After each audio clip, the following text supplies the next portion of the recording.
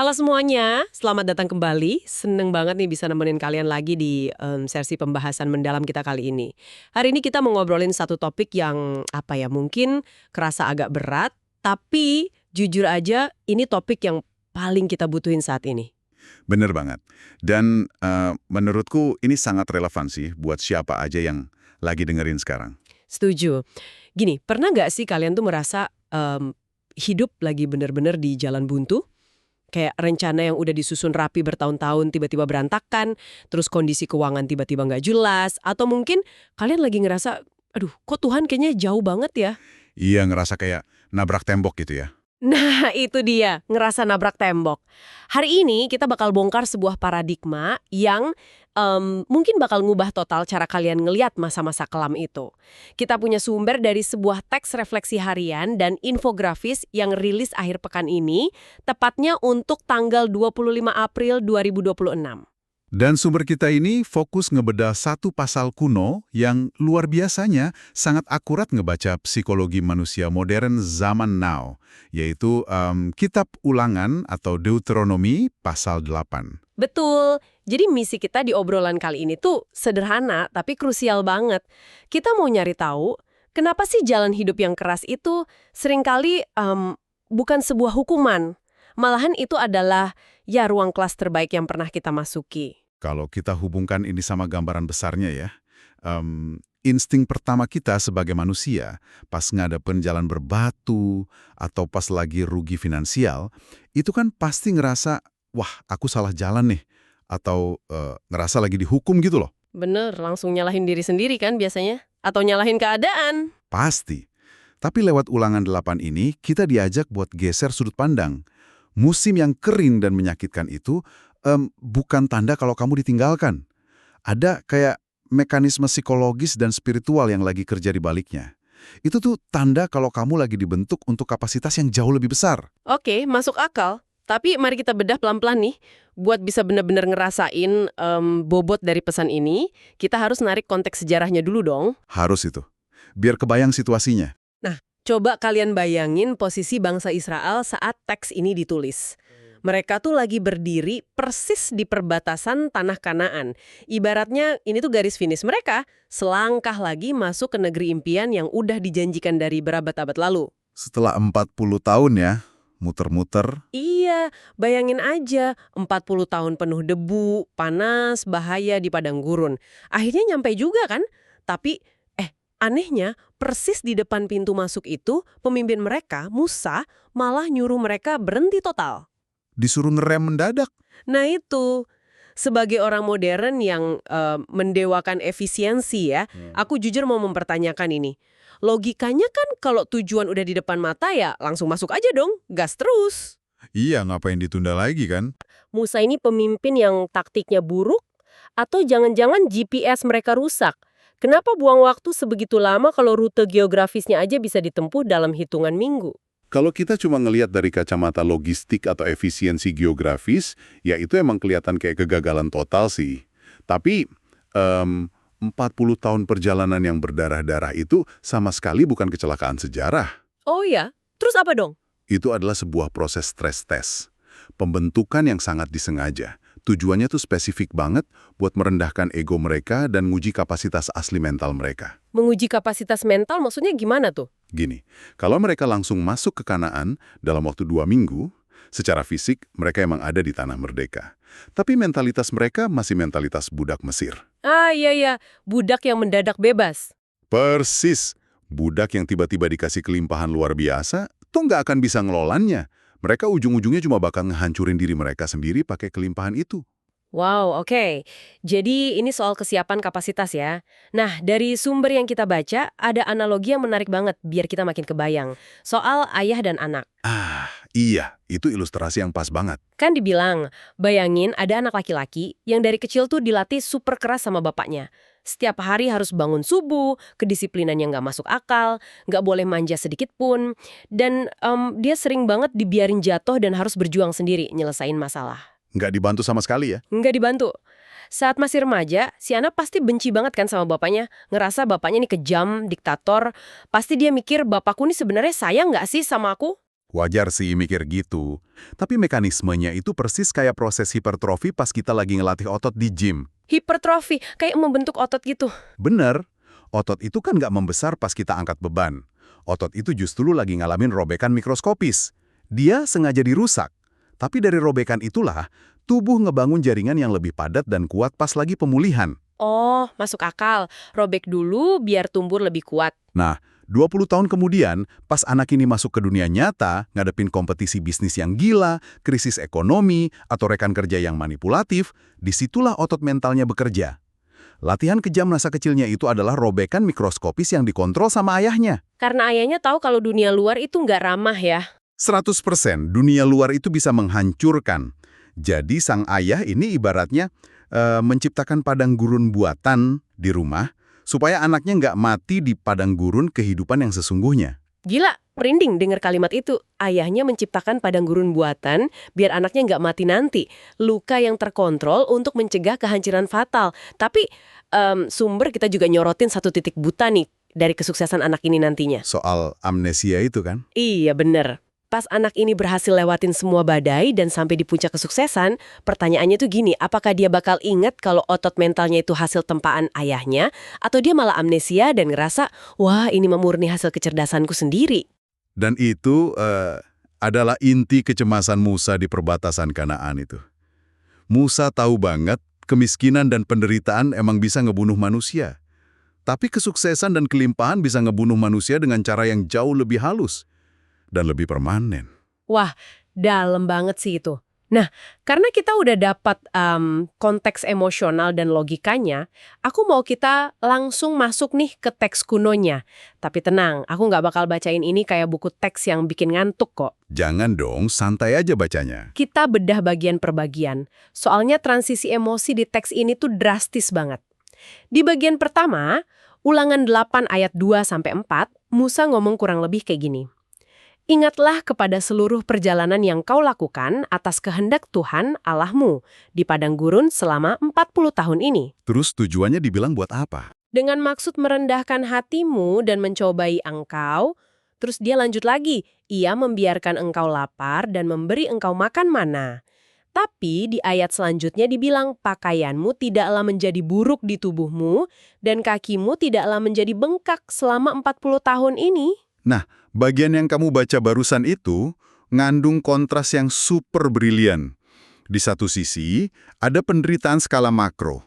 Mereka dibiarin lapar, dipaksa makan mana.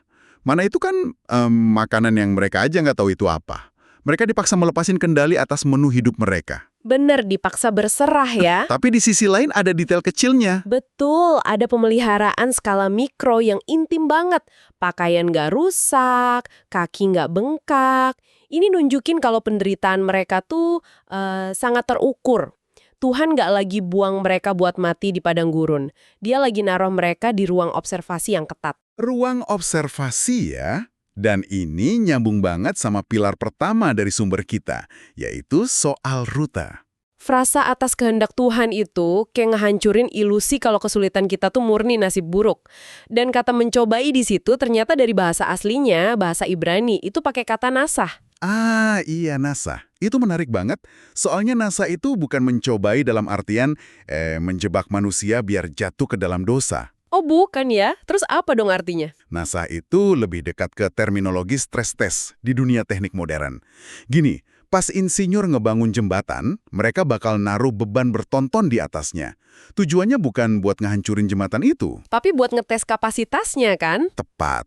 Buat buktiin berapa beban maksimal yang bisa ditahan, dan buat ngelihat di titik mana jembatan itu mulai retak, supaya bisa diperkuat.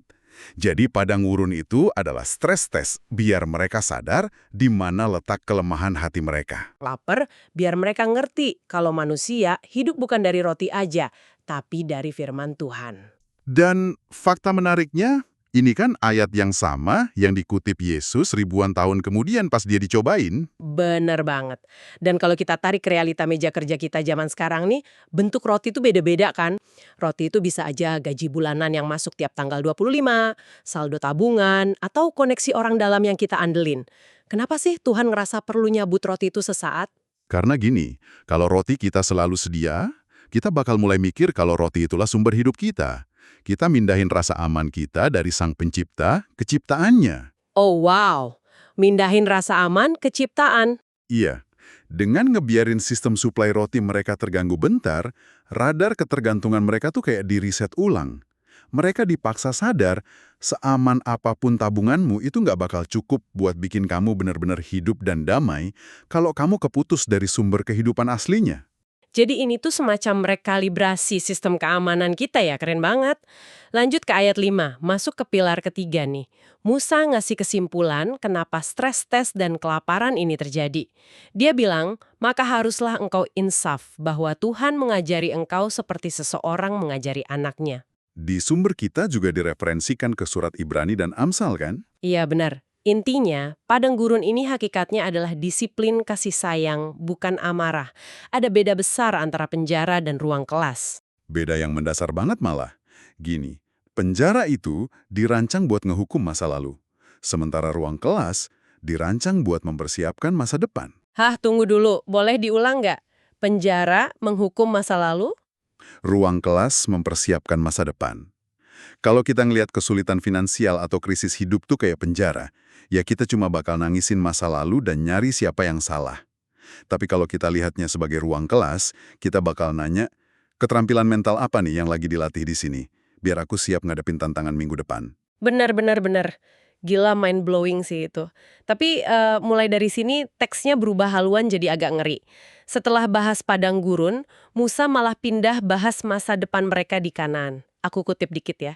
Sebab Tuhan membawa engkau masuk ke negeri yang baik, di mana engkau akan makan roti dengan tidak usah berhemat. Kelimpahan yang luar biasa ya. Banget. Tapi lanjutannya gini, hati-hatilah supaya jangan engkau melupakan Tuhan apabila engkau sudah makan dan kenyang, mendirikan rumah-rumah yang baik, dan segala yang ada padamu bertambah banyak, jangan engkau tinggi hati. Jujur ini aneh buatku. Kanaan ini kan tanah impian, surganya mereka. Kenapa ini malah jadi bahaya terbesarnya? Nah, ini masuk ke pilar keempat. Bahaya Kanaan. Ini paradoks psikologis yang sangat nyata sampai hari ini loh. Logika kita kan bilang, ancaman terbesar manusia itu kelaparan, kemiskinan, atau digigit ular di padang gurun. Iya kan? Masuk akalnya gitu. Tapi sejarah dan psikologi buktiin sebaliknya. Bahaya paling mematikan buat jiwa manusia justru datang pas perut kita kenyang banget, rumah kita ber-AC dingin, dan keamanan finansial kita aman. Kenapa? Karena kenyamanan melahirkan amnesia. Amnesia massal tadi ya? Betul.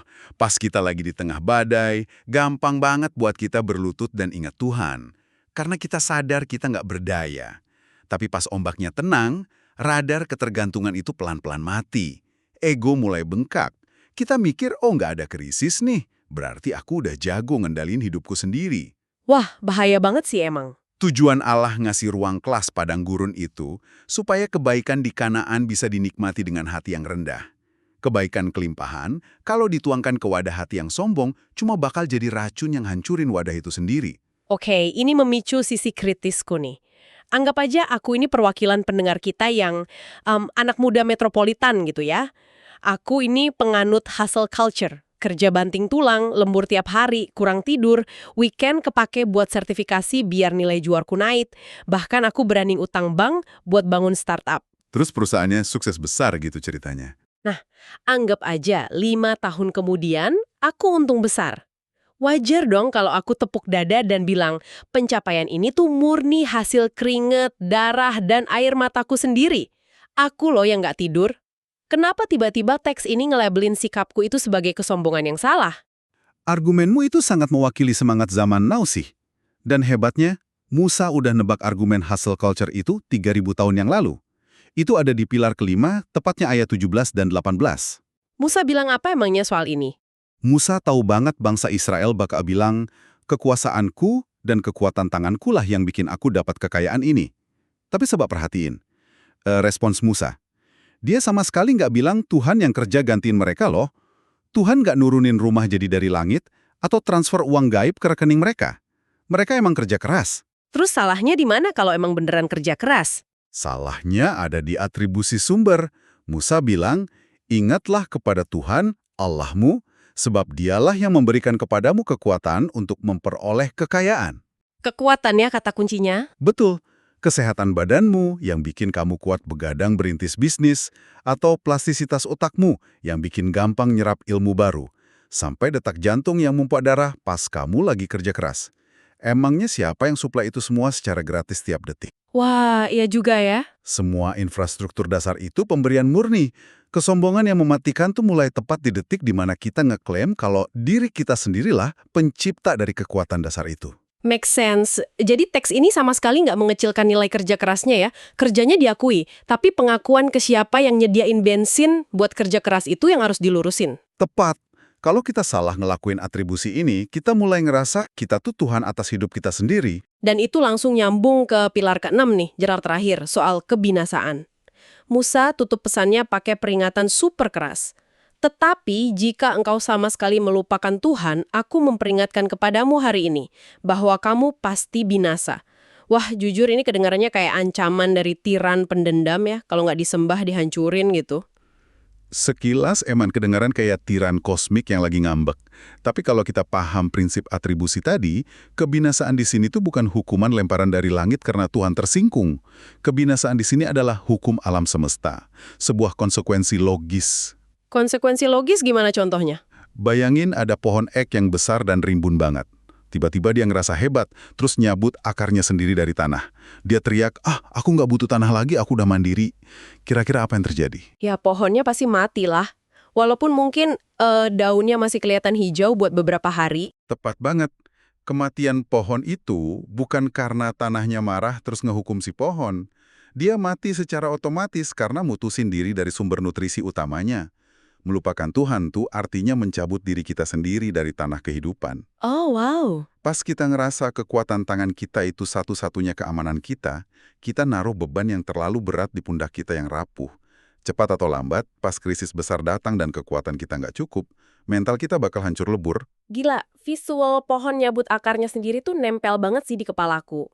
Nah, kalau kita tarik 6 pilar tadi, rute stres test, roti yang dicabut, ruang kelas, bahaya amnesia, jebakan atribusi sama pohon yang tercabut tadi ke kehidupan pendengar kita, jujur ini jadi kayak alarm tanda bahaya sih. Sangat. Apalagi buat yang umurnya 20-an sampai 30-an awal ya. Bener, banyak dari kalian mungkin sekarang lagi ada di fase karir mulai stabil, gaji di atas rata-rata, investasi jalan, weekend bisa healing di kafe mahal tanpa pusing cek saldo. Secara harfiah, kalian tuh lagi ada di Kanaan, lagi di musim kenyang.